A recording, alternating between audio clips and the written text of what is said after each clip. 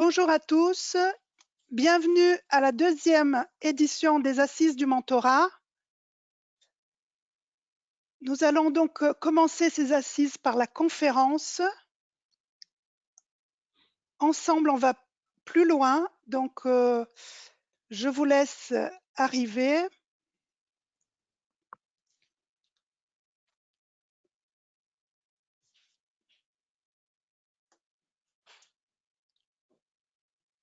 C'est pas vrai.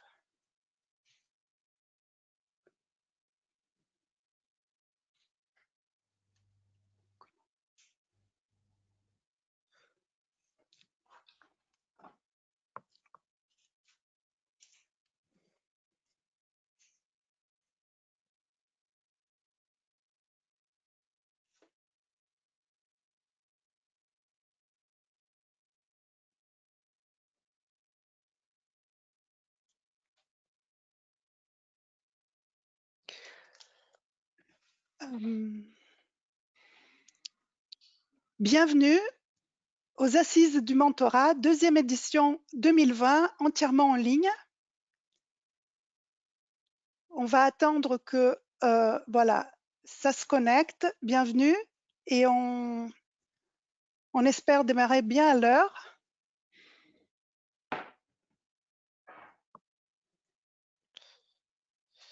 Est-ce que vous nous entendez bien? Si vous pouvez nous répondre par chat.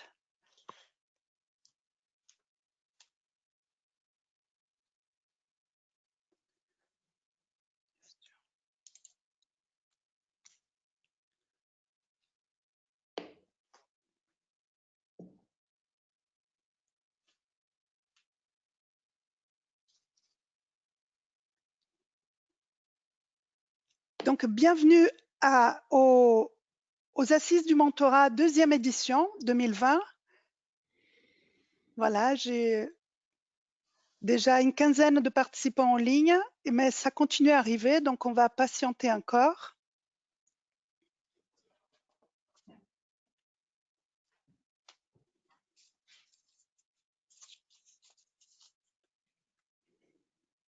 Bonjour Patrick. Voilà, on aura quelques participants du dispositif mentorat d'entrepreneurs, donc qu'on connaît, et des personnes, voilà, qu'on ne connaît pas encore.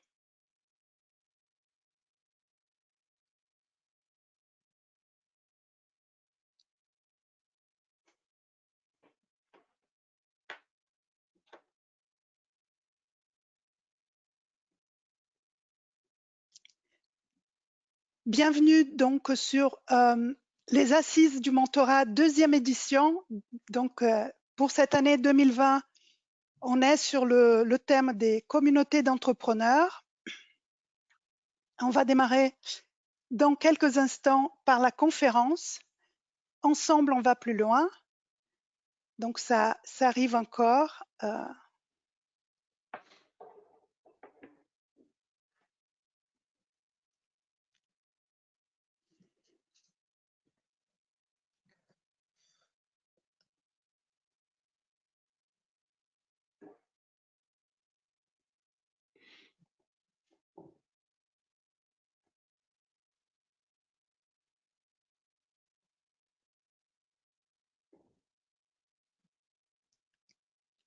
On va attendre encore quelques instants parce que ça se connecte encore.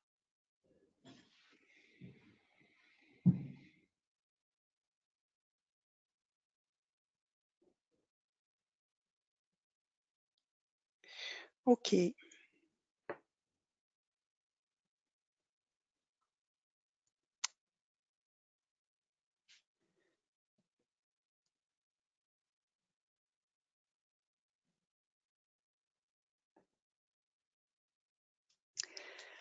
OK.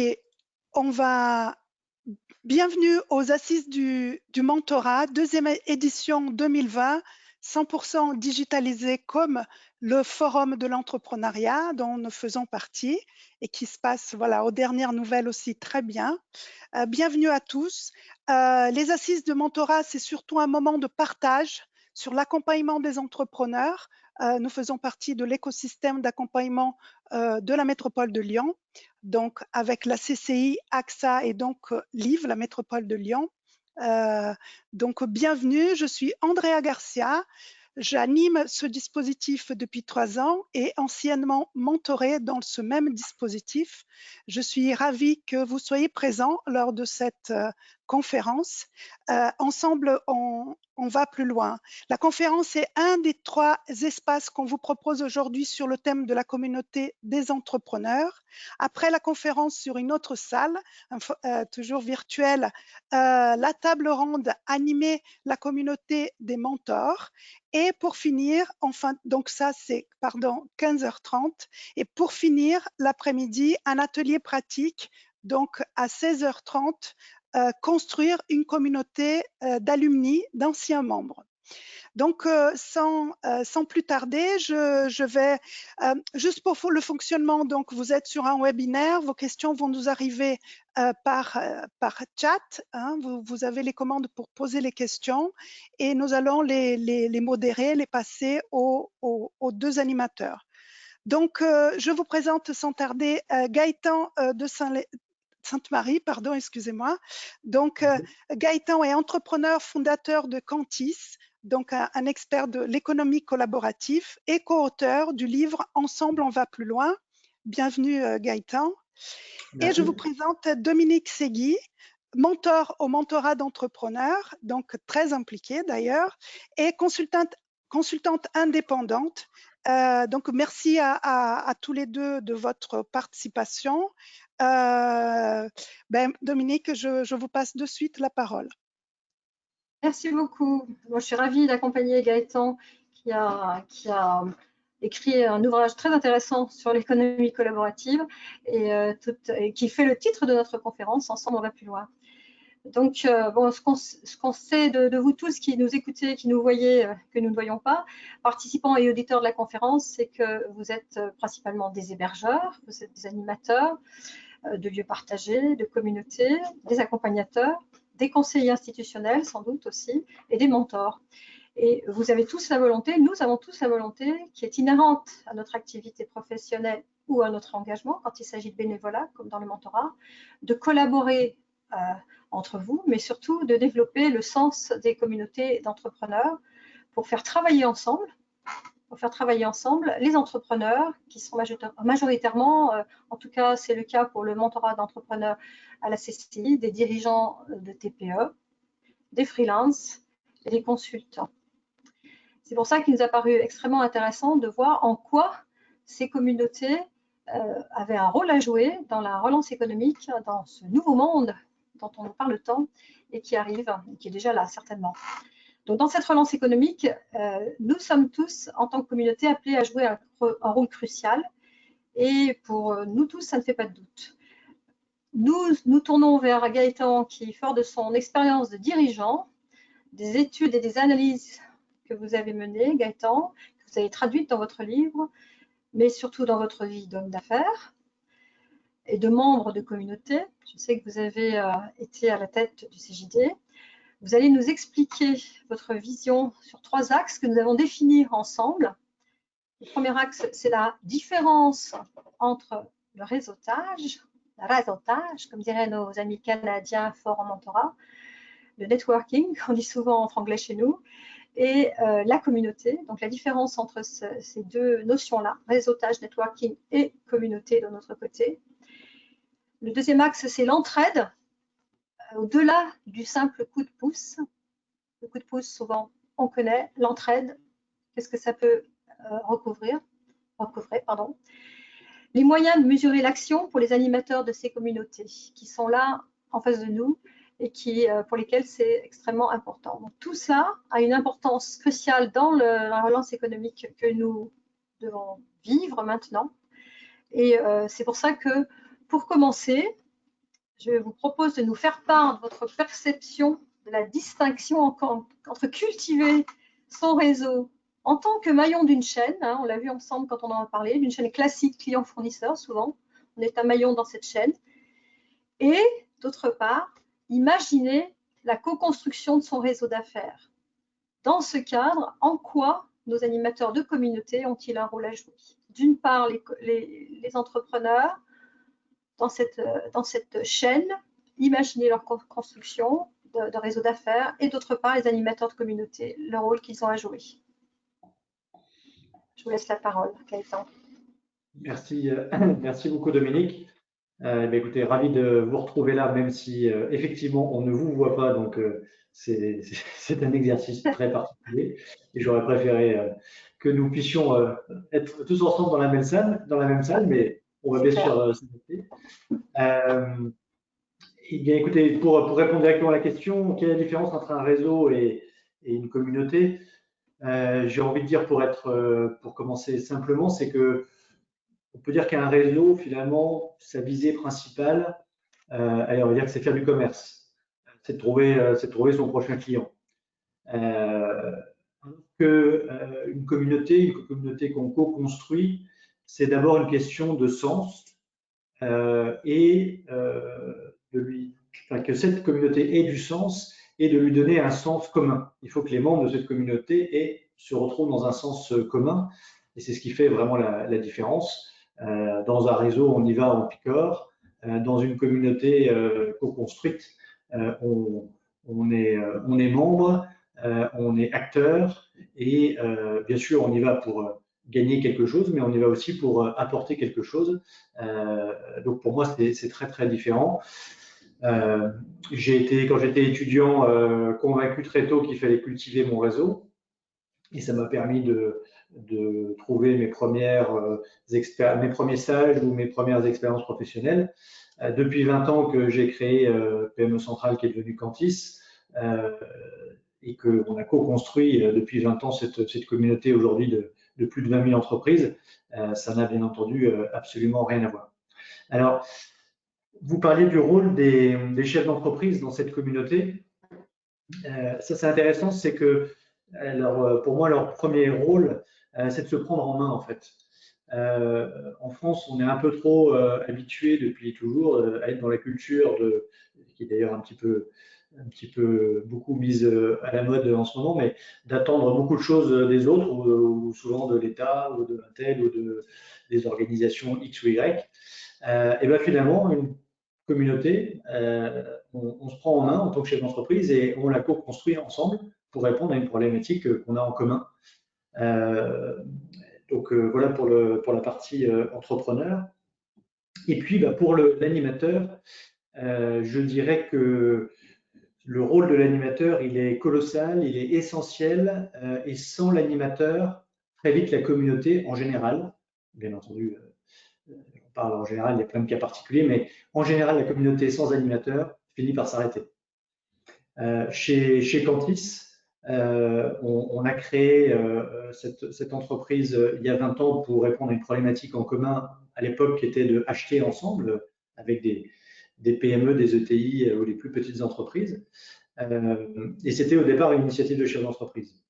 Mais très vite, on s'est bien aperçu que si on n'animait pas cette communauté, s'il n'y avait pas des aiguillons dans cette communauté, la communauté allait finir par s'arrêter parce que le chef d'entreprise, il a son entreprise à développer et il ne peut pas tout attendre de la communauté, il a d'autres choses à faire. Et donc, c'est le rôle de l'animateur de porter cette communauté, pas à la place d'eux, mais avec.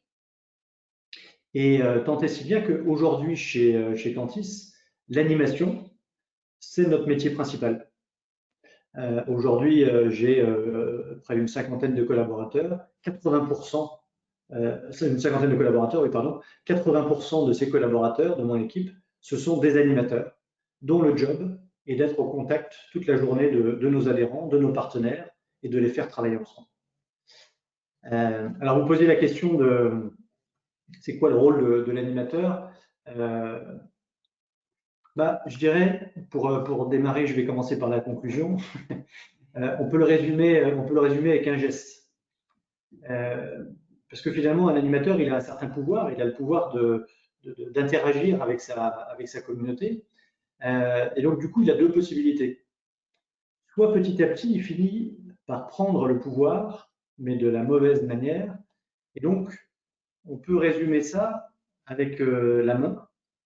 Et cette mauvaise manière, c'est ce qu'on pourrait résumer par le pouvoir sûr. J'impose, c'est mes idées, et puis surtout, parfois c'est pire que ça, c'est un peu plus complexe que ça, c'est que j'ai l'impression en fait d'écouter, de co-construire, etc., etc. Mais en fait, pas vraiment. Et en fait, je m'épuise parce que à force d'appuyer comme ça sur ma communauté, ben, je finis par m'épuiser parce qu'en fait, j'ai l'impression que c'est moi qui donne tout, les autres ils font rien, etc., etc. Et si vous avez cette sensation que vous êtes épuisé à animer votre communauté et que ben, vous n'arrivez pas à faire en sorte que cette communauté elle soit dynamique, elle vive, etc., c'est que peut-être que vous êtes comme ça. Et puis après, vous avez l'autre option, c'est le pouvoir de. Et là, il suffit de retourner la main. Avec le pouvoir de, en fait, vous êtes toujours dans votre rôle d'animateur, vous êtes en soutien de votre communauté, vous lui permettez de vivre, de se développer, etc. Mais par contre, voilà, vous permettez aux autres de s'épanouir, de grandir, de développer leurs idées, etc., etc. Et en fait, juste la différence entre ça et ça fait toute la différence sur le rôle de l'animateur. Et ça, quand vous êtes dans cette posture-là, c'est beaucoup plus léger. Alors, je ne dis pas que c'est facile, hein, c'est pas ça. Mais quand je dis que c'est léger, ça veut dire que, en général, l'énergie que vous donnez à votre communauté, elle vous est rendue au centuple. Et finalement, l'investissement que vous mettez en termes d'énergie à l'intérieur, eh ben, en fait, finalement, en fin de journée, vous êtes en meilleure forme qu'en début de journée parce que vous avez gagné en énergie.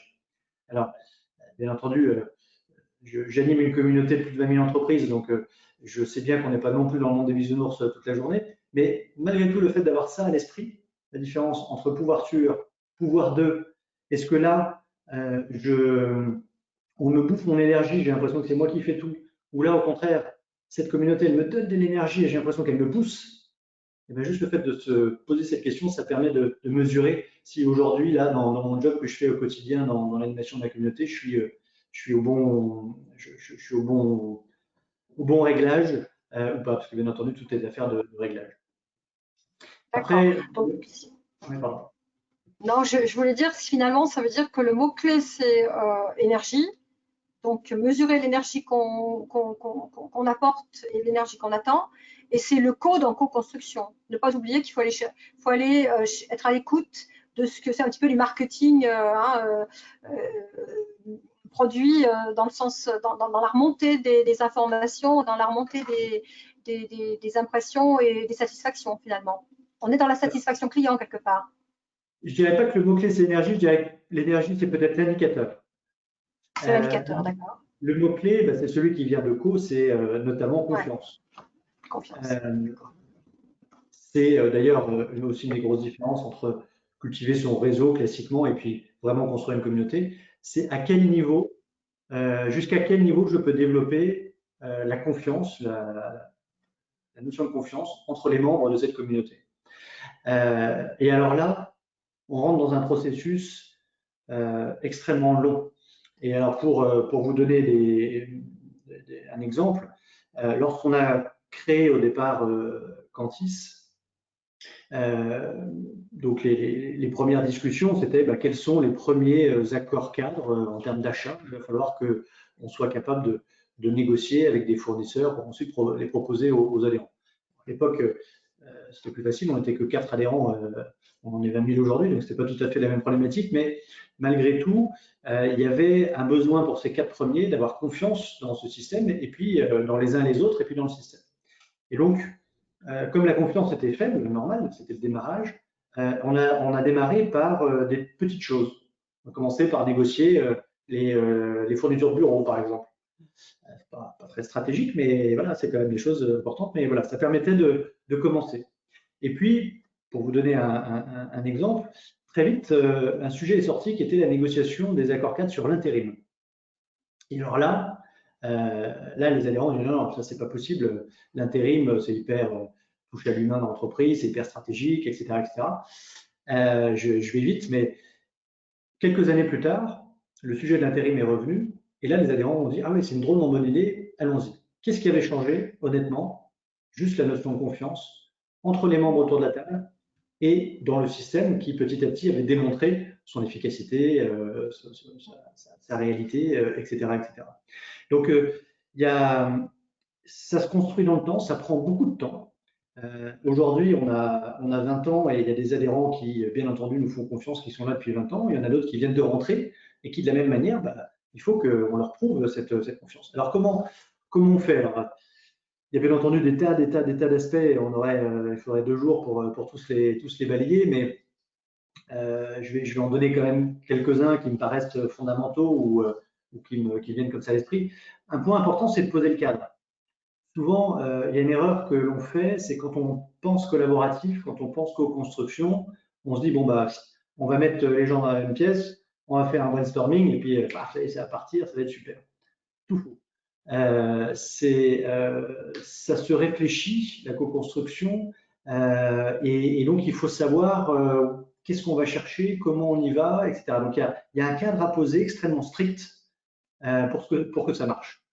Alors si on ne le fait pas, ça peut marcher au départ parce qu'il y a une énergie commune, notamment si vous mettez des chefs d'entreprise ensemble, là ils ont envie, donc ça peut marcher au départ, mais très vite le soufflet risque de retomber. Ensuite, il faut mettre en lien les acteurs, les gens autour de la table. Et mettre en lien, ça passe par un truc très simple, mais qu'on finit souvent par oublier, c'est juste mettre de la convivialité. Vous le direz pas trop fort, mais je pense que chez Cantis, si on n'avait pas utilisé quelques bouteilles de vin lors de nos réunions, on aurait été moins efficace. Il ne faut pas le dire trop fort à la médecine du travail. Pardon? Il ne faut pas le dire trop fort à la médecine du travail.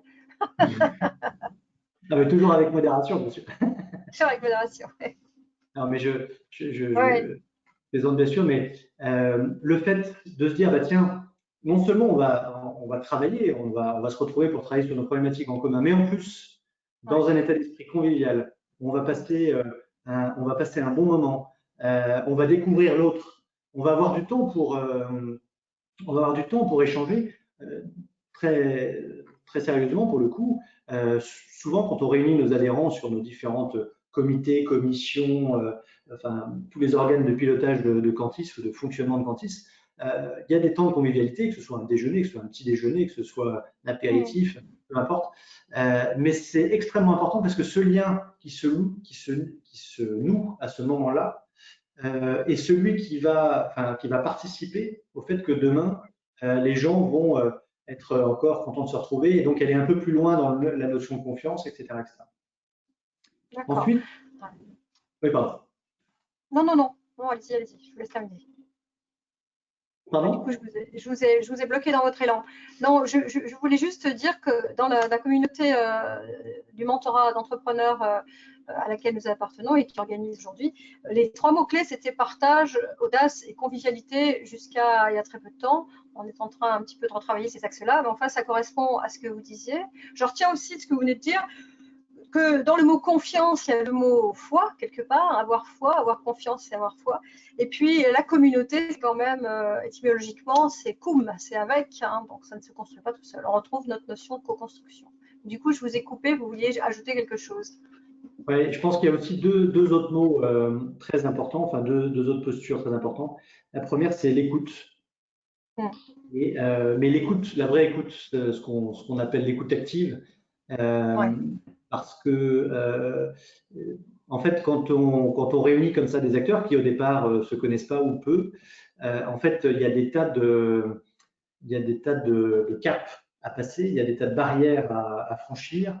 Et en fait, le fait d'être réellement dans une posture d'écoute, notamment de la part de l'animateur, est un moyen de déceler les barrières à faire tomber ou sur lesquelles il faut travailler pour que petit à petit le groupe arrive véritablement à se former et à coproduire ensemble. Donc l'écoute est fondamentale. Et puis après, comme on est avec des chefs d'entreprise autour de la table, il faut que ce soit efficace. Et pour que ce soit efficace, très vite, rien de mieux que d'essayer de trouver très vite des problèmes qu'on a tous autour de la table. Parce que si on partage une problématique ou des problématiques en commun, on va avoir d'autant plus envie de s'attaquer ensemble à ces problématiques pour les résoudre ensemble. Et du coup, on en fait un objectif commun qui fait que voilà, on va accepter de passer du temps, parce que animer une communauté, créer une communauté, ça peut prendre du temps, notamment au démarrage. Mais si je sais qu'à la fin, je vais avoir des réponses à tel et tel sujet, qu'en plus je suis incapable de traiter tout seul parce que je suis trop petit, parce que je suis dans mon coin, parce que j'ai peut-être une vision parcellaire des choses, etc., etc. Du coup, franchement, ce serait dommage de ne pas participer à cette communauté. Et du coup, ça me donne envie, et du coup, je vais y aller. Et je continue là-dessus, c'est que le fait d'avoir des objectifs en commun et d'être dans le concret très vite oblige aussi très vite la communauté à donner des résultats très rapidement, même si c'est des petits résultats. Et là, on est dans la posture agile, c'est-à-dire que, bien entendu, si vous créez une communauté en disant dans 10 ans, on fera ça, ça ne va jamais marcher, surtout avec des chefs d'entreprise qui sont à la fois dans le court terme, dans le moyen et dans le long terme, j'en sais quelque chose. Oui, il faut que très vite, il y ait des effets qui soient visibles, qui se mettent en place, que je puisse mettre en place dans ma boîte ou dans mon environnement, dans mon périmètre, parce que ça va contribuer à me donner confiance dans le système, ça va me légitimer le temps que je consacre à la communauté, en me disant, ok, j'ai passé du temps, mais ça m'a donné ça, donc c'est bien et je peux continuer. Donc il y a vraiment cette notion d'efficacité qui est extrêmement Ouais, on reviendra sur ces aspects visibles justement sur le dernier point, mais c'est très intéressant. Et si je reprends votre image, au fond, la main, elle était comme ça au début parce qu'elle imposait un cadre quelque part, même si les lignes peuvent en bouger. Et puis ensuite, on passe à cette notion-là qui construit, et la notion qui est donnée, qui est partagée, qui est écoutée. Et du coup, ça m'amène à notre deuxième point, qui est le fait qu'au cœur du développement des affaires pour tout le monde, il y a cette notion principale dans ce que vous avez analysé et ce que vous voulez nous traduire, la notion de co-construction. Et du coup, dans cette notion de co-construction et dans nos communautés, il y a, et la relance économique nécessaire et surtout la posture dans laquelle nous sommes actuellement pour beaucoup, quand on est TPE, quand on est petite PME, c'est une fragilisation, c'est une sorte, une fragilisation certaine. Et donc, du coup, quand il y a fragilité d'un côté, il y a nécessité d'aide de l'autre. Alors, vous l'avez dit, en France, on a tout pyramidaux, on attend d'en haut, on attend du chef, on attend du pater, du patron, du président, enfin tous ceux qui dirigent. Mais du coup, dans nos communautés, souvent, on n'a pas peur du coup de pouce. C'est assez facile de se passer un coup de pouce. Mais du coup, la notion d'entraide, elle est peut-être un peu plus profonde que ça. Et d'ailleurs, dans les entrepreneurs d'aujourd'hui, quand même, on se veut beaucoup plus solidaire qu'on ne se veut solitaire. On a beaucoup parlé de la solitude, de l'isolement du chef d'entreprise. Il y a une part de vérité, évidemment, il y a une vérité, mais beaucoup des jeunes qui arrivent sur le marché de l'entrepreneuriat se veulent solidaires. D'ailleurs, comme l'ensemble de la société, enfin, on espère en tout cas. Donc, du coup, ma question, ce serait comment, à votre sens, dépasser ce simple coup de pouce dans les communautés pour aller vers une véritable entraide inspirée, qui n'en reste pas au spontané, je t'aide, et qui se constitue autour d'une logique. Et je pense qu'on va retrouver un petit peu le fil de ce que vous nous avez déjà dit, mais si vous pouvez nous partager votre expérience des stratégies pratiques dans ce domaine, on en a entendu un petit peu déjà, pour illustrer la part que peuvent prendre les animateurs de communautés qui sont nos interlocuteurs invisibles aujourd'hui. Alors, d'abord, je suis complètement d'accord avec vous. Je trouve que, en fait, dans ce qu'on vit en ce moment, là, depuis quelques mois, mon ressenti pour baigner dans la création d'alliances, de groupements d'entreprises, d'écosystèmes depuis un certain nombre d'années, c'est que, en fait, ça accélère ce mouvement-là. Pourquoi je dis ça? C'est que, à travers mon expérience chez Cantis, mais aussi à travers mon expérience au sein du CJD, le Centre des jeunes dirigeants, auquel j'ai fait un parcours qui a duré 14 ans. Donc, j'ai un petit peu traîné mes guêtres là-bas, et que ce soit au niveau local, au niveau national ou au niveau international. Ce que j'ai constaté, c'est que les postures des dirigeants d'entreprises, de très petites entreprises, moyennes entreprises, étaient véritablement en train de changer. Il y avait vraiment une attirance vers cette alliance. Et pour schématiser, je dirais que avant, le chef d'entreprise se voyait et était vu souvent comme une sorte de super-héros qu'il devait être capable de savoir tout faire, d'avoir réponse à toutes les questions. Et c'était un peu le centre de sa boîte. Tout le monde devait pouvoir venir le voir pour répondre à toutes les questions et c'est lui qui avait toujours raison. Et aujourd'hui, en général, on sait quand même bien que dans les entreprises, ça marche plus trop comme ça et que, bien au contraire, le job du chef d'entreprise, c'est de s'entourer de gens qui sont bien meilleurs que lui. Et lui, c'est le chef d'orchestre qui va faire en sorte que l'orchestre puisse faire une jolie mélodie. Et du coup, quand on est dans cette posture-là, c'est plus facile de s'imaginer, comme on n'est plus un super-héros, de s'imaginer se dire, bien finalement, dans mon entreprise, il y a des choses que je sais très bien faire. Et ça, c'est chez moi, c'est stratégique et je vais continuer à les cultiver. Et puis, par contre, il y a des sujets où je suis moins fort.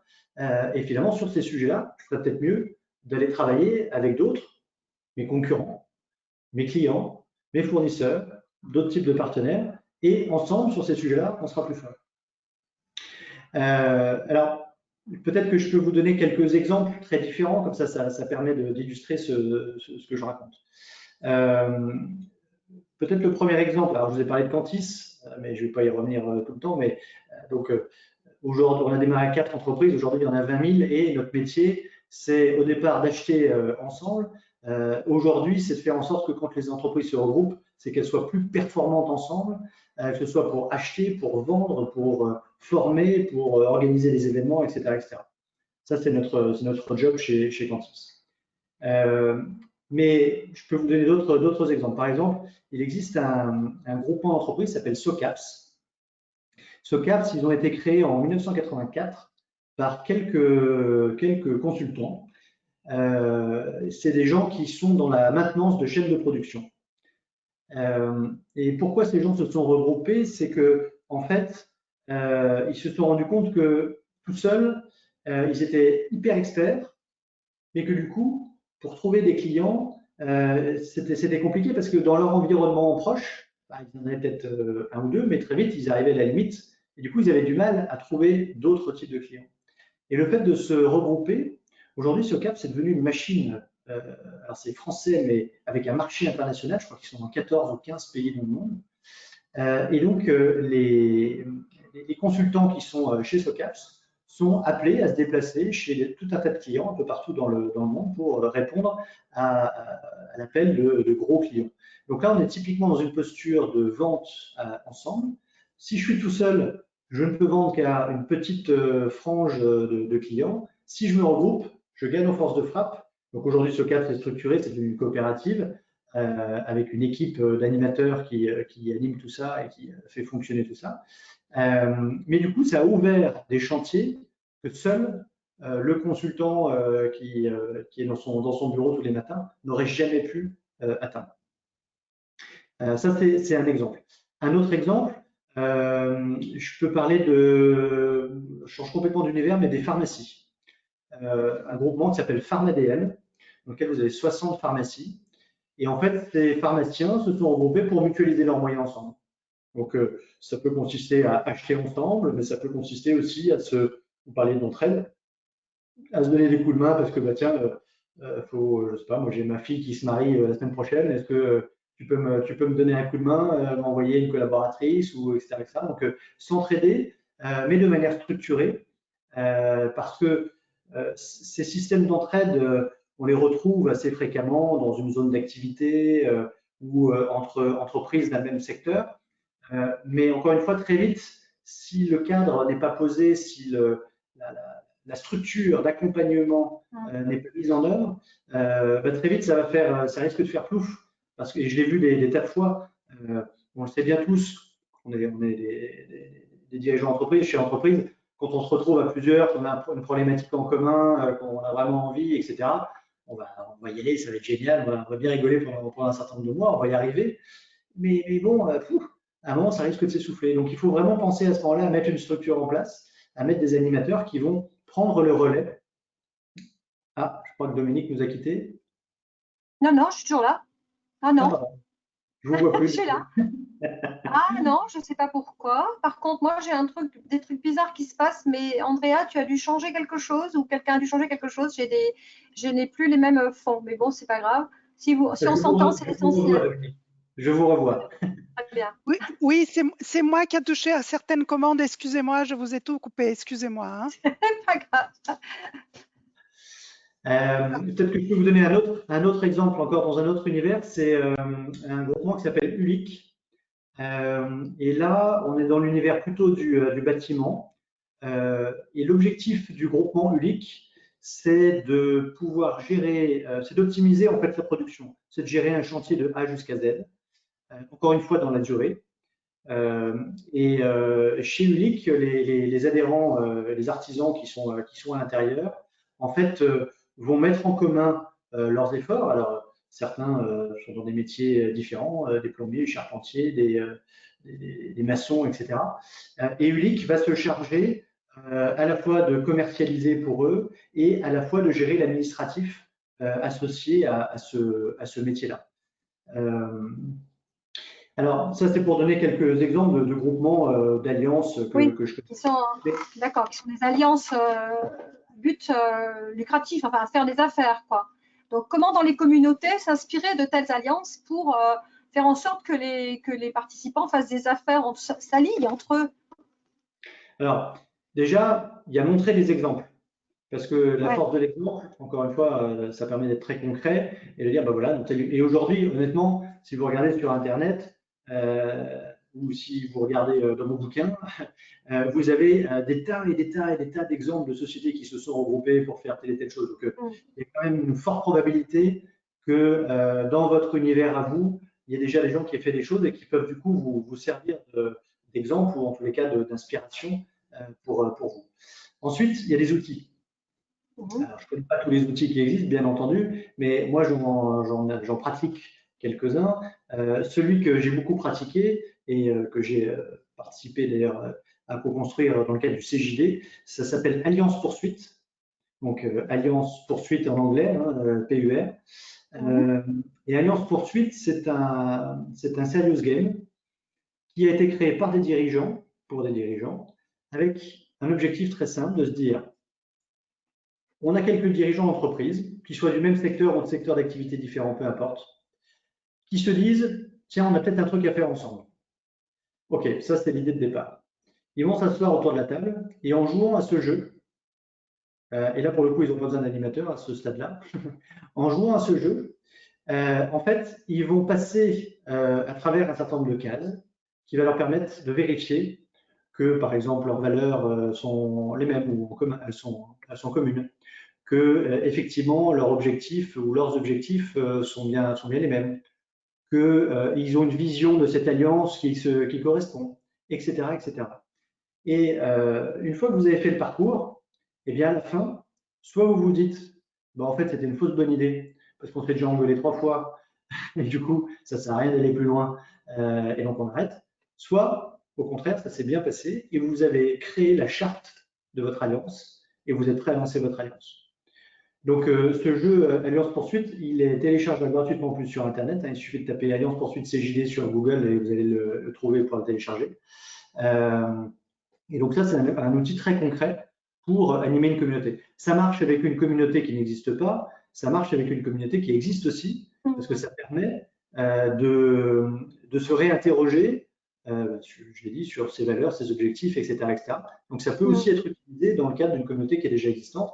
Et je peux vous dire que ça fonctionne parce que j'ai animé probablement une 50aine de conférences avec ce jeu-là où je fais jouer à la fin de la conférence les participants à ce jeu. Et les gens qui ne se connaissaient pas en début de soirée, en fin de soirée, ils sont capables de créer des alliances et avec des belles histoires parfois qui se développent. Ça rend concret, en quelque sorte, c'est comme une formation, mais qui est rendue très, très concrète.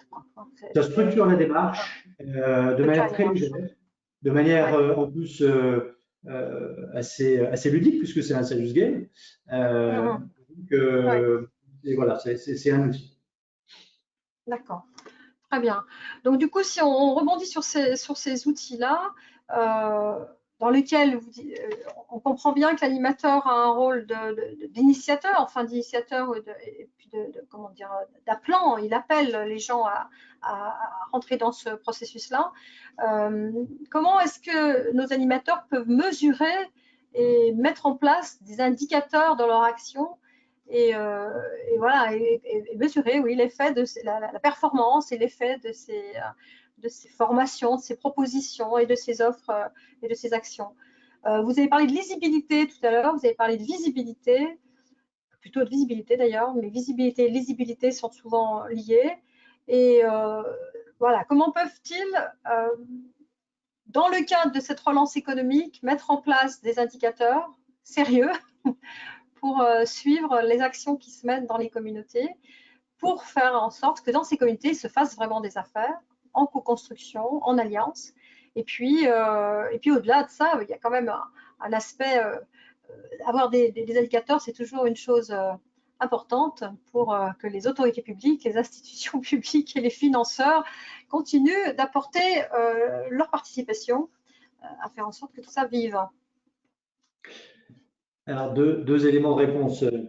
Sur les indicateurs, je dirais qu'il y a un indicateur extrêmement simple, c'est la présence des membres de l'écosystème aux réunions qu'on organise ou pas. Si la première fois vous avez 20 personnes, puis la deuxième fois vous n'en avez plus que 2, c'est qu'a priori c'est quand même mal barré. Ça paraît bête, hein, mais c'est un vrai indicateur.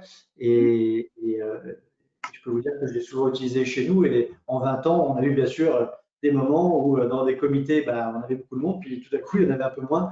Ça permet de se remettre en question, de se donner quelques coups de pied aux fesses et puis de faire différemment et de chercher des solutions. Ouais.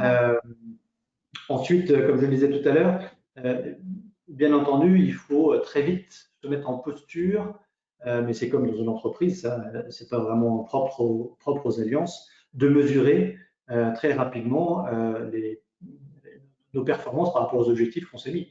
Si on s'est mis un objectif d'acheter ensemble pour faire des économies, il faut très vite pouvoir être capable de démontrer que sur l'achat de tel produit, de telle matière et autres, l'entreprise Intel ou son collègue à côté a fait effectivement tant de pourcents d'économie, etc. Donc, mettre des indicateurs qui permettent de mesurer la progression, la performance de l'entreprise et de la problématique qui a été choisie par l'alliance ou par l'écosystème. Après, au niveau des pouvoirs publics, on a un problème en fait en ce moment. C'est que vous vous rendez compte tous les mots qu'on utilise pour dire à peu près la même chose, hein. Communauté, écosystème, alliance, groupement, qu'est-ce qu'on a d'autre, réseau, et puis j'en oublie sans doute tout un tas d'autres. En fait, tout ça, c'est des mots qui sont un peu vagues, dans lesquels on met un peu tout et n'importe quoi. Alors de l'autre côté, vous avez des mots plus juridiques. Vous avez coopérative, vous avez fédération, association professionnelle. Mais souvent, ça ne matche pas toujours. Et en fait, je pense qu'aujourd'hui, il manque un vaisseau. Alors, je ne sais pas comment on pourrait l'appeler.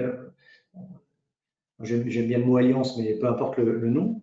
Un vaisseau qui permettrait effectivement, d'un point de vue communication, vous avez parlé de communication, d'un point de vue structure publique, de démontrer qu'une alliance d'entreprise, de consultants, une alliance de PME ou de TPE ou d'artisans, en fait, c'est une vraie valeur. Et ce n'est pas forcément une coopérative, ce n'est pas forcément une fédération, c'est pas forcément. Il y a la place pour un véhicule. Quand j'étais investi au CJD, j'avais proposé de promouvoir ce que j'ai appelé à l'époque l'ETI partenarial. Donc ETI pour entreprise de taille intermédiaire. Là, on était plutôt au niveau de se dire, si on regroupe des PME ensemble, finalement, on peut avoir la taille d'une ETI. Mais on pourrait imaginer le même terme en disant, on pourrait parler d'une PME partenariale. Le mot n'est pas très joli, mais c'est quoi l'idée derrière? C'est-à-dire que finalement, dans un pays où les politiques, toute la journée, nous disent que, messieurs les chefs d'entreprise, vous n'êtes pas très bons parce que vous êtes capable de créer des PME, mais pas des ETI, alors que nos copains allemands, ils font des ETI. Peut-être qu'il faut qu'on commence à réfléchir un peu différemment. Et peut-être qu'on pourrait se dire qu'au lieu de reconnaître uniquement le capital comme étant l'indice de mesure d'une organisation, peut-être qu'aujourd'hui, il est temps de mettre en place d'autres systèmes qui ne sont pas que le capital. Et à ce moment-là, en France, je peux vous garantir qu'on a un nombre de PME qui se sont regroupées pour faire des trucs ensemble. Et du coup, on a un nombre, si je parle de ces PME qui sont regroupées, on a un nombre d'ETI partenariales qui existent, qui sont colossales, mais qui ne sont absolument pas visibles. Alors, elles sont visibles parce qu'elles s'appellent éventuellement Alliance Groupement, qu'elles ont un site internet et tout. Mais si vous tapez sur société.com ou si vous allez voir un banquier avec ça, c'est absolument pas reconnu. Et du coup, ça finit par être un problème. Parce que à partir du moment où vous ne pouvez pas, par exemple, faire reconnaître votre alliance et donc aller lever un emprunt ou des capitaux en commun pour continuer à investir, etc., bon, bah, très vite, on en revient à des systèmes plus classiques et du coup, ça perd de son efficacité dans cette optique-là. Attention, comprenez-moi bien, quand je dis ça, je ne suis absolument pas contre les vrais ETI ou les vrais PME, etc. Oui, on a bien compris. Ce qu'il faut, c'est de se dire qu'il y a peut-être des modèles alternatifs qui aujourd'hui, en plus, sont hyper portés par la nouvelle génération. C'est ce que vous disiez, Dominique. Quand on voit la façon dont fonctionnent aujourd'hui les étudiants ou les nouveaux entrants sur le marché du travail, ils sont vachement dans le partage, dans le travail à plusieurs, etc., etc. Donc, ça correspond à une tendance lourde, une tendance de fond qui, en plus, de mon point de vue, est vraiment poussée encore plus en ce moment avec ce qu'on vit. Donc, peut-être qu'il est temps de réfléchir à voilà, l'officialisation de l'ETI partenarial, encore une fois, quel que soit son terme. Je pense que ce serait un vrai plus pour notre économie française. Très intéressant. Et là, pour le coup, les communautés que nous animons, dans lesquelles nous sommes acteurs, soit comme bénévoles, soit comme employés, enfin, sont un vrai lieu pour développer cette innovation, en fait. C'est une innovation de rupture que vous proposez, puisque du coup, c'est une innovation qui est un lien entre le juridique et le factuel et les affaires. Donc, c'est intéressant. Et en plus, sur ce sujet-là, on est bon en France.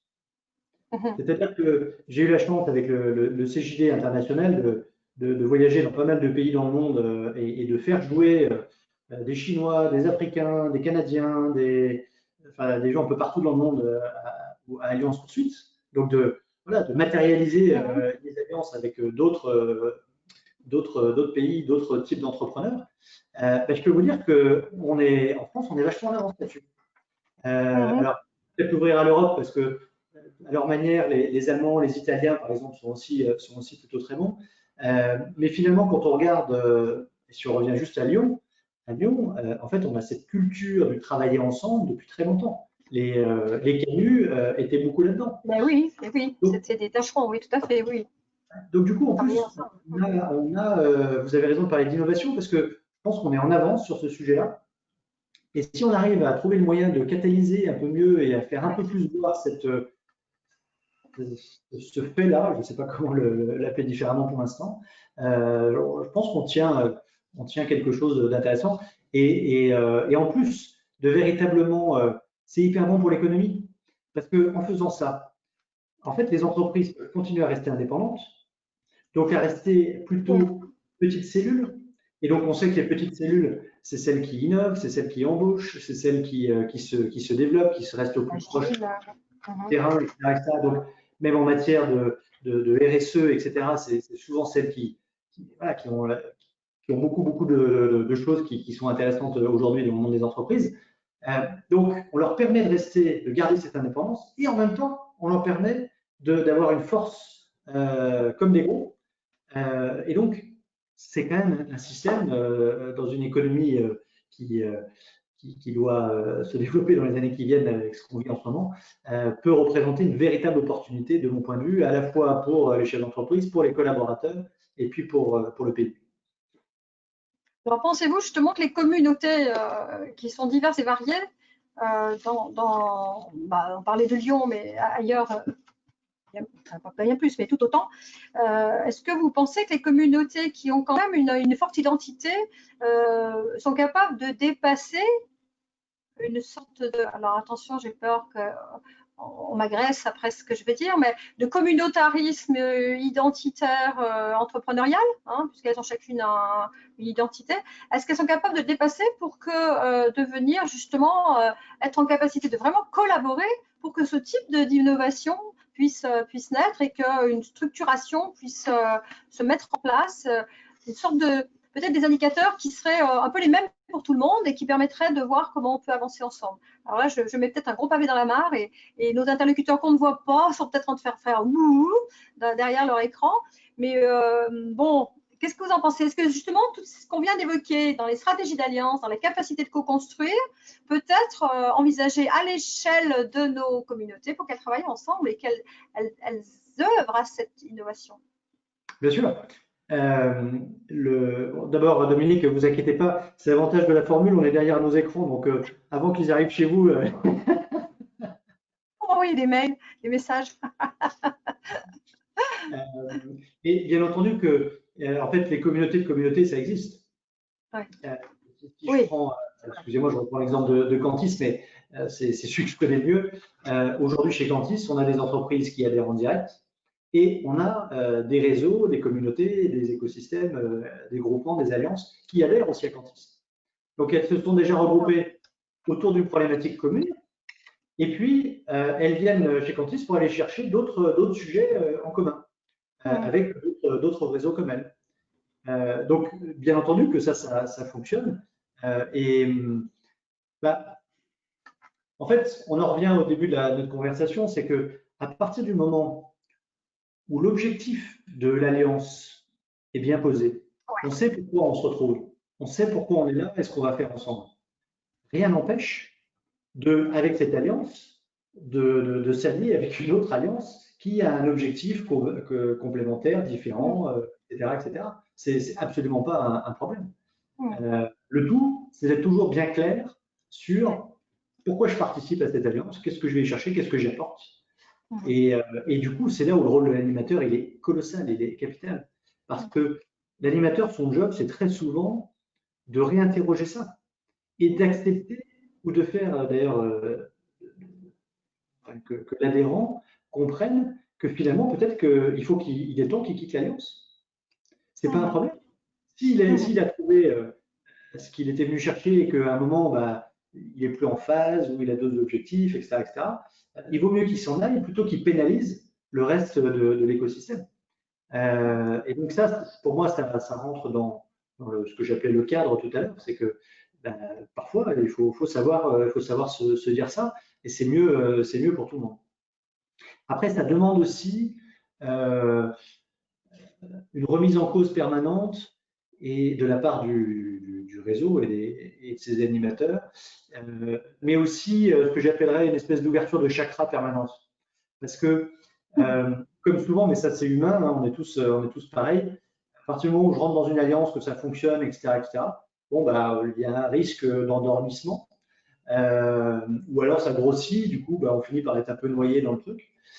Et donc, du coup, c'est toujours important d'essayer de prendre un pas de côté et d'aller se nourrir ailleurs pour revenir, pour ramener dans l'alliance une nouvelle énergie, des nouvelles idées, de nouvelles expérimentations. Et ça, je parlais d'agilité tout à l'heure, mais c'est le gros intérêt de la posture agile, c'est que dans une alliance, en fait, vous pouvez tester des tas de choses en permanence puisque vous avez des adhérents qui, s'ils sont motivés, ils sont prêts à s'investir. S'ils sont prêts à s'investir, vous pouvez les emmener sur des projets différents. Si votre alliance marche, elle se développe, donc vous avez de plus en plus de personnes. Et du coup, vous avez des tas de gens qui finalement travaillent sur des tas de projets différents. Ça peut être des projets très courts pour aller tester, pour savoir si cette idée qu'on a eue ensemble, c'est une bonne idée ou c'est une fausse bonne idée, etc. Pour vous donner encore une fois un exemple, chez Cantis, aujourd'hui, on a à peu près, on estime à 500 personnes le nombre d'adhérents qui chaque année se mobilisent dans le cadre d'un comité, d'une commission, etc. Donc, pour travailler sur ces projets au service de la communauté. Très bien. Écoutez, je vous remercie beaucoup. Je pense qu'on a eu, Andrea, une quantité d'illustrations. Si je résume, on dirait les communautés sont incontestablement des leviers pour la relance économique. Il faut convaincre en tant qu'animateur les entrepreneurs membres ou adhérents par des propositions d'exemple, par des outils concrets. On a parlé d'un outil pratique et interactif très concret, un serious game, pour faciliter l'ouverture d'esprit, la co-réflexion et la co-construction. Et ça passe un petit peu par les 3 vocables qu'on avait utilisés, audace, partage et convivialité. Et puis, ce sont nos animateurs de communauté qui sont au cœur de tout ça, parce que ce sont les facilitateurs vers la mise en place des mécaniques, parce qu'il y a une mécanique très, très certaine. Vous avez parlé du mot structure plusieurs fois, une mécanique certaine pour la stratégie d'alliance. Merci beaucoup. Andrea, c'est toi qui as les questions de notre auditoire. Oui, tout à fait. Merci beaucoup Gaëtan pour ces 3 points et merci à Dominique pour cette clarté, toute cette sincérité et cette franchise. Dominique qui a été apprécié par nos participants, certains qui te connaissent bien comme Benoît et Yves qui t'ont félicité par ta belle question. Voilà, J'ai bien travaillé la question, hein, je dois dire. Hein. Je crois qu'il y a un livre que je connais bien. Je vais le montrer à Gaëtan. Voilà. Les joies de ce dispositif qui est très proche et très en confiance, on est chez nous, comme on dit. Hein.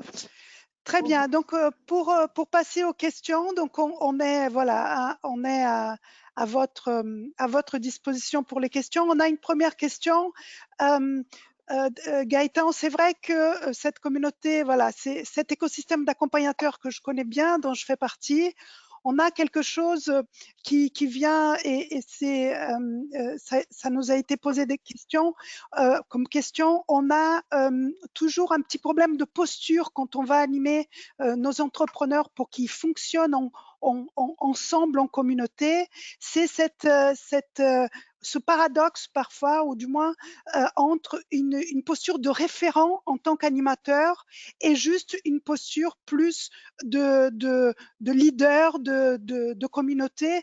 Comment faire avec cette double posture, ne plus être leur référent parce qu'ils sont en demande de référent, mais juste passer en leader de communauté et laisser les choses un peu plus libres pour que des sous-communautés ou des communautés se mettent en place. Oui, c'est une super question, ça. Oui. D'abord, c'est une question complexe. Non, mais je peux. Mais d'abord, je pense qu'il y a un premier sujet qui est que c'est quand même pas très normal que souvent les patrons d'entreprise ne se sentent pas légitimes. Et je comprends le problème, hein, parce que moi-même, je l'ai ressenti ou je le vis encore parfois en tant que patron d'entreprise, donc je m'inclus dans le c'est pas très normal. Mais du coup, ça veut quand même bien dire que, encore une fois, on parlait de sujets sur l'économie française, on a encore quand même si on a fait des progrès ces dernières années, une question d'image du chef d'entreprise, de l'entrepreneur, qui doit être encore plus valorisé et mis en avant, parce que je pense déjà ça commence là. Ensuite, j'ai envie de répondre, ça va bien sûr dépendre de la posture de l'animateur. Plus il va être dans cette posture d'écoute, de pouvoir d'eux, c'est-à-dire de montrer des solutions, mais jamais de faire à la place, plus il va être capable de faire en sorte que autour de la table, s'il fait parler ensemble deux entrepreneurs, en fait, c'est pas lui qui parle, c'est pas l'animateur. Finalement, un animateur, il doit jamais parler, si je suis un peu extrême, mais il doit toujours faire parler entre les adhérents. Et finalement, c'est pas lui qui a les réponses, c'est l'adhérent X ou Y. Par contre, ça veut dire qu'il doit très bien les connaître. Parce que si l'adhérent un tel pose tel type de question, un tel type de problématique, il doit être en capacité de dire attends, bouge pas, j'ai la réponse, c'est l'adhérent X qui a déjà travaillé là-dessus, etc., etc. Donc, c'est pour prendre une image qui n'est pas toujours très belle, mais c'est un peu l'image de la toile d'araignée. L'animateur, il doit tisser cette toile d'araignée, mais sans jamais en être le détenteur. Il en est l'animateur, d'ailleurs, le terme animateur, et moi je le trouve très, très beau, très, très bien choisi. Il anime, il ne fait pas. Il ne doit jamais faire, en fait, un animateur. D'accord. Très bien. Donc, un appui sur la légitimité des entrepreneurs. Et c'est vrai qu'en tant qu'animatrice moi-même, on sent que quand ils arrivent, ben, ils doutent un peu d'eux. Ils viennent chercher auprès d'animateurs un petit peu cette légitimité, mais à nous de sortir de ce rôle-là et redevenir facilitateur, qui est aussi un mot que j'aime beaucoup et qui va donner de la, mettre de l'huile dans tout ça, mais pas plus. Très bien. Un autre élément de Allez-y. réponse, pardon, Andrea, mais je reviens à ce sujet parce qu'il est fondamental, c'est encore une fois la notion de confiance. Ouais. C'est que si on arrive à développer cette confiance individuelle et collective, ça permet à chacun de plus en plus être lui-même quand il est là, et donc du coup de pouvoir, par exemple, avouer ses faiblesses, mais du coup avouer ses faiblesses, c'est une posture forte. Donc c'est aussi, on en revient à ce travail sur la confiance qui est extrêmement important. Et puis un dernier point, pardon, c'est qu'en fait, je me suis rendu compte des tas de fois dans mon métier, mais aussi dans les réseaux, les communautés dans lesquelles j'ai agi, c'est que très souvent, le chef d'entreprise ne se rend pas compte de ce qu'il sait faire. Je me souviens d'un exemple qui m'avait marqué au CJD à Lyon il y a un certain nombre d'années. On avait interrogé les membres en leur demandant de nous dire quels étaient le truc dont ils étaient le plus fiers qu'ils avaient réussi à faire dans leur boîte ou la plus belle réussite de leur entreprise ou ce genre de choses. Et en fait, j'avais été très surpris de voir que les gens ne savaient pas répondre à la question.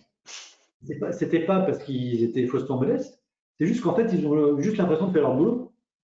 Et ils ne se rendent pas toujours compte que juste faire leur boulot sur tel aspect, ben, en fait, c'est vachement remarquable et ça pourrait servir quelqu'un d'autre qui, lui, a moins cette connaissance-là, etc., etc.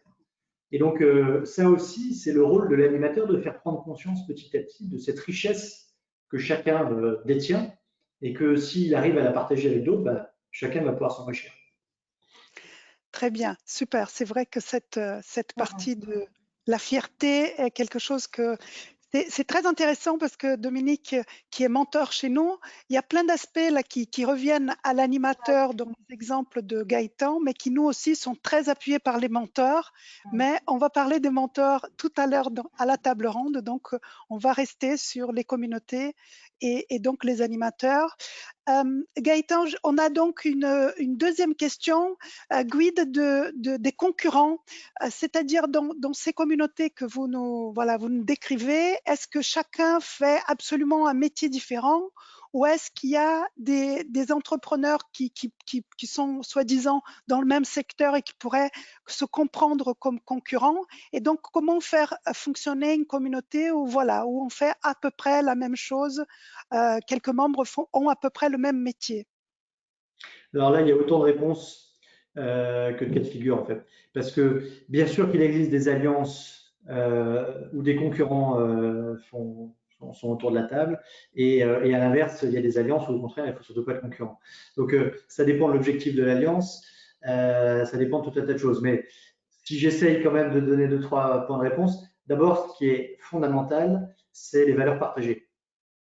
Quand on a créé Cantis il y a 20 ans, autour de la table, j'avais des concurrents. Il y avait 4 entreprises, hein, donc dans les 4, il y en avait qui étaient concurrents. Mais ils ont considéré que d'abord, ils partageaient suffisamment de valeurs en commun pour que ça ne pose pas de problème. Et qu'en plus, l'objectif qu'on avait en commun valait le coup de le faire ensemble. En revanche, et d'ailleurs toujours aujourd'hui, on a des adhérents qui sont nos référents lorsqu'un adhérent souhaite rentrer dans l'écosystème Cantis, qui vont nous permettre de vérifier que cette entreprise qui nous rejoint, elle adhère aux valeurs et donc elle va apporter une plus-value à l'alliance et pas une moins-value. Donc il y a la vérification des valeurs. Après, il y a bien sûr le bon sens du business, c'est que si vous créez, je sais pas moi, une boîte pour vendre ensemble sur un territoire et que vous avez tous les concurrents qui se mettent dans l'alliance sur le même territoire, bon, à un moment, ça va poser des problèmes. Mais par contre, si vous êtes des concurrents d'un même territoire, mais vous créez cette alliance pour aller conquérir des nouveaux territoires, l'exemple de l'international, mais il n'y a pas que l'international. Ça peut fonctionner.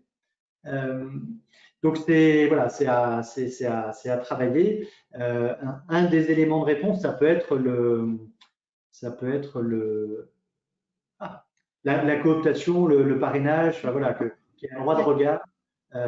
Et puis vous avez des alliances qui sont extrêmement fermées parce que ça a été décidé comme ça et que c'est l'envie des chefs d'entreprise qui l'ont créé au départ, et puis d'autres qui sont beaucoup plus ouvertes, et donc c'est moins un sujet.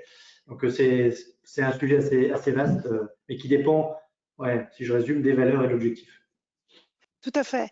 Et nous aussi, au mentorat, on a vu des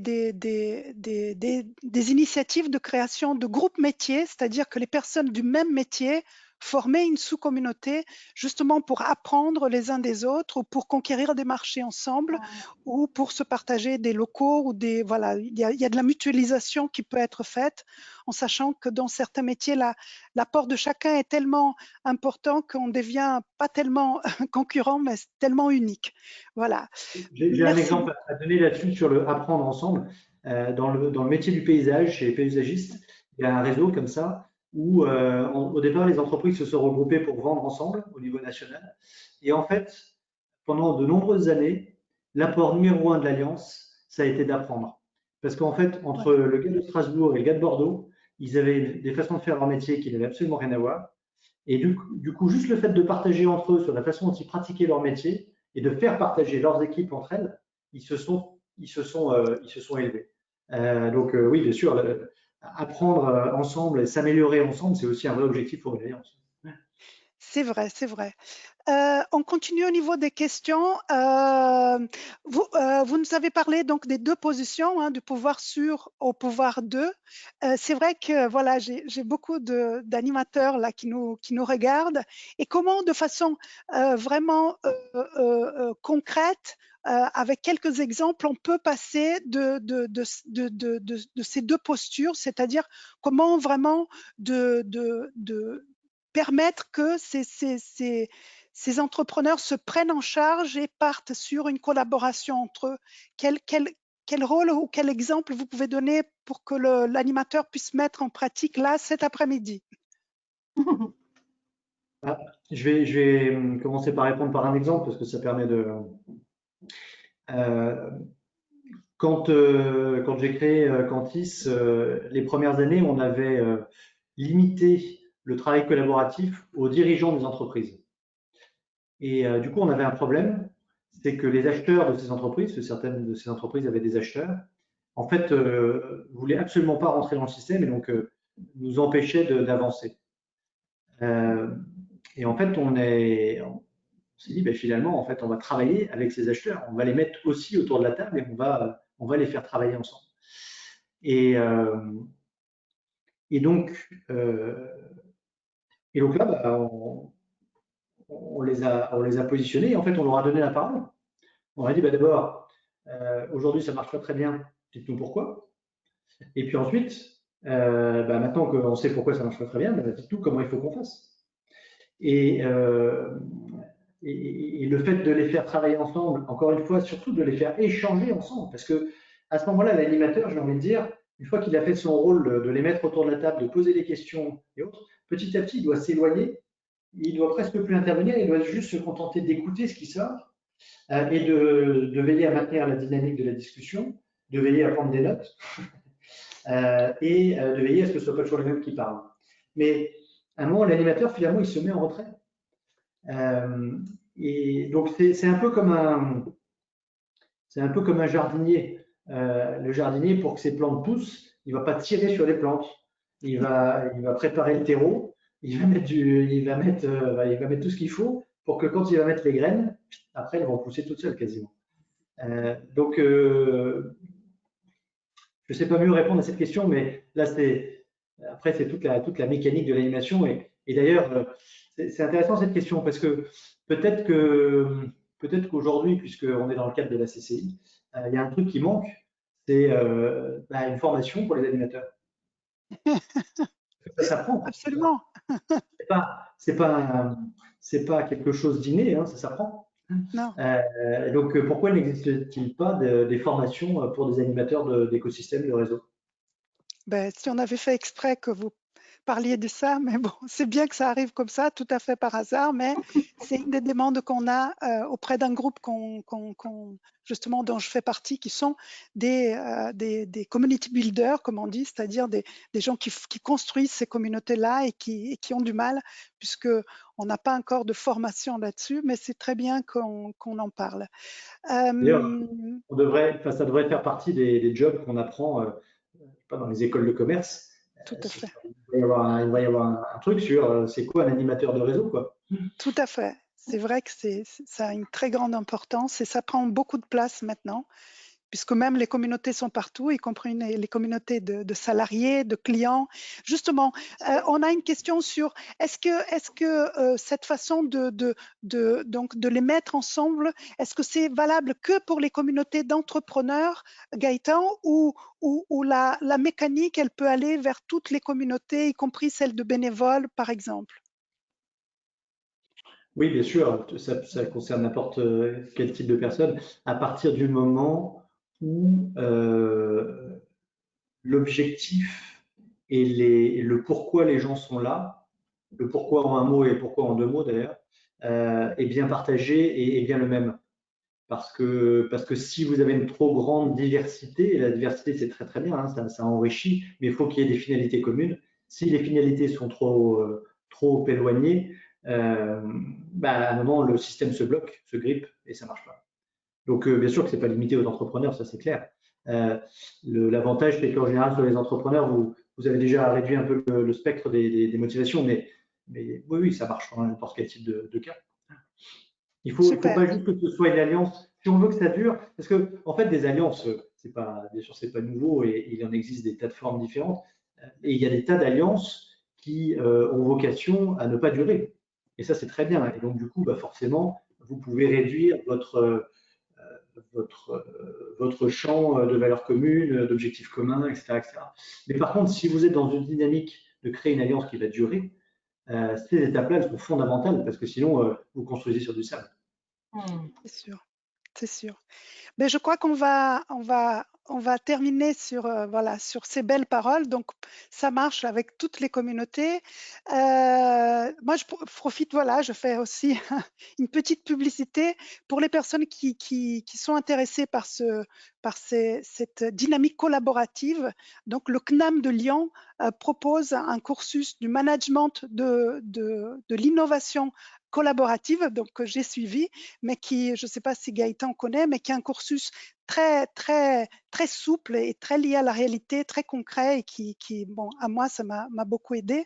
Mais c'est vrai que, voilà, même s'il y a encore des formations à créer, j'ai bien noté le message, il y a déjà des formations qui sont là. Je voudrais donc conclure. Merci beaucoup donc à Gaëtan, merci à Dominique, merci à vous tous, les participants. Donc, merci à Nancy qui nous donne et à Pauline un coup de main aussi en backstage, comme on dit. Donc, les assises, c'est pas terminé. On fait une pause pour certains qui veulent continuer avec nous et vous êtes nombreux. Donc, je vous dis donc, je vais fermer cette salle-ci virtuelle et nous allons donc ouvrir la deuxième salle pour la table ronde et un grand merci à Gaëtan et à Dominique et à tous les participants. J'espère qu'on aura l'occasion de se voir non virtuellement, autour d'un déjeuner peut-être, Andrea? Voilà, mais avec plaisir. Peut-être pas tout le monde qui est dans la salle, mais Non, certains d'entre nous. Merci beaucoup merci et beaucoup, à Gaëtan. très bientôt pour la suite. Merci.